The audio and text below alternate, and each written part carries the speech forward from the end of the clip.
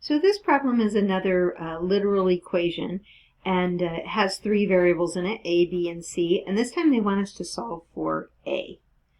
So what we're going to do is look at the denominators and find the LCD. In this case, the LCD is going to be AB.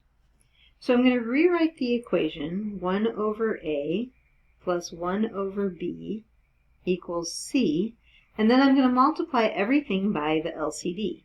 So times AB times AB times AB.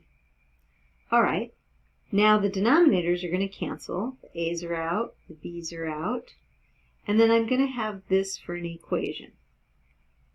1B plus 1A, I don't need to write the ones, equals, and then we put our factors in alphabetical order, so A, B, C.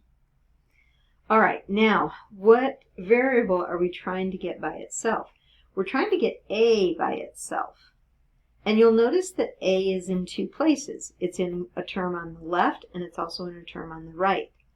When that happens, what you have to do is you have to get any term that has your variable that you're trying to solve for, any term that has A in it, in this case, you got to get on one side, and then all the terms that don't have the variable, they're on the other side. So in this case, I'm going to subtract A from both sides. And that'll give me the equation B equals ABC minus A. Now the good news is we don't have any denominators. We're still trying to solve for A. We can't combine ABC minus A. They're not like terms, so we have to leave it that way. But what we can do is we can factor out A on the right-hand side. It's like a GCF. And we want to do that. So because there's an A here and an A in here, I'll factor out A. Now the reason to do that is now we only have one A in the equation. We only see the A in one spot. Now we're going to be able to solve for A. Okay? So you kind of have to wrap your mind around that because it's a different procedure than what we've done in the past.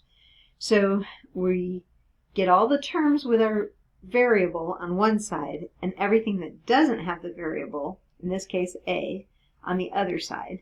So if you're saying, why didn't the B get to go to the right-hand side? Because it didn't have an A in it, and it would have messed everything up. So the B has to stay on the left. The terms with A are on the right. Then I can factor out an A. Okay? Now, we still haven't solved for A. We want to get A by itself. But we can do it because it's A times those parentheses. So what we're going to do is we're going to divide by those parentheses on both sides.